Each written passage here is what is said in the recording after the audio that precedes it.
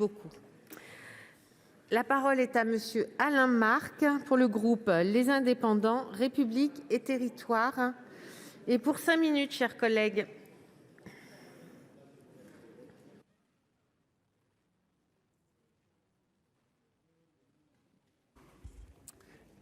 Madame la présidente, madame la ministre, mes chers collègues, monsieur le président de la commission des lois, monsieur le rapporteur, voilà bientôt un an que le monde vit avec les conséquences d'une pandémie qui n'est toujours pas terminée. La Covid-19 a causé la mort de plus de 70 000 de nos concitoyens. Elle a aussi bouleversé l'année 2020, que ce soit en matière de liberté, d'économie ou encore de politique. Les rassemblements de personnes, en ce qu'ils favorisent la transmission du virus, ont été fortement limités afin d'éviter l'engorgement de nos hôpitaux. C'est ainsi que beaucoup de nos libertés ont été réduites et que la tenue de plusieurs scrutins a été reportée. Au cours de ces derniers mois, c'est le caractère essentiel ou non des activités qui a déterminé leur sort. Aujourd'hui, nous disposons de vaccins et nous en disposons moyennement et nous pouvons donc espérer un retour à la normale.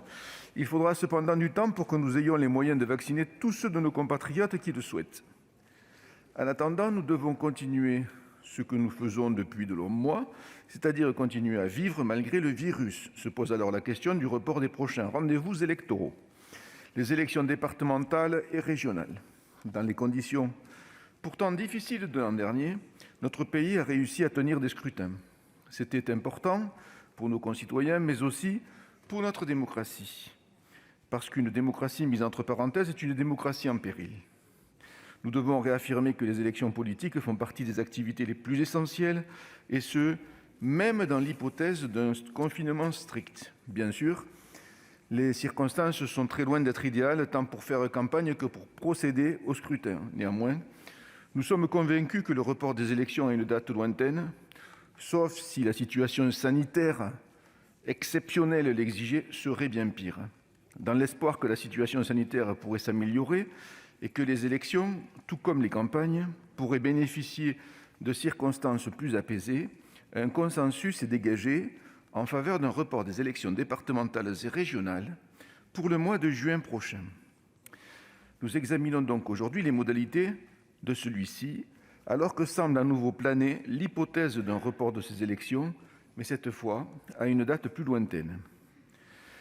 Nous pensons que ce ne serait pas souhaitable. Malgré les conditions auxquelles nous devrons faire face en juin, il est important que les élections qui font vivre notre démocratie puissent se tenir. Les Français ont eu l'occasion de démontrer leur discipline, notamment dans le respect des gestes barrières. En outre, la commission des lois a inclus dans le texte plusieurs mesures visant à assurer la sécurité sanitaire des scrutins et des campagnes électorales. Elle a ainsi ouvert la possibilité pour les Français de détenir jusqu'à 2 procurations en veillant à limiter les risques de fraude. Il est également prévu que les personnes vulnérables puissent donner procuration sans se déplacer. Ceci est particulièrement important si nous voulons réduire l'abstention. Important, mais sans doute pas suffisant.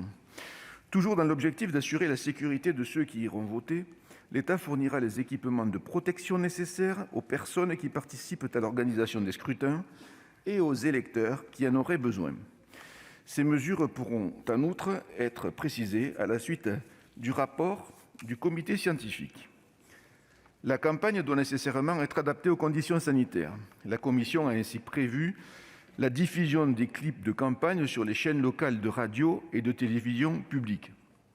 Toutefois, je suis assez dubitatif quant aux campagnes électorales concernant les départementales et la capacité à faire une campagne télévisuelle ou audio. Parce que nous avons des départements avec des cantons qui font 8-10 000 habitants. Il n'y a pas quand même une chaîne télévision ou une radio par canton.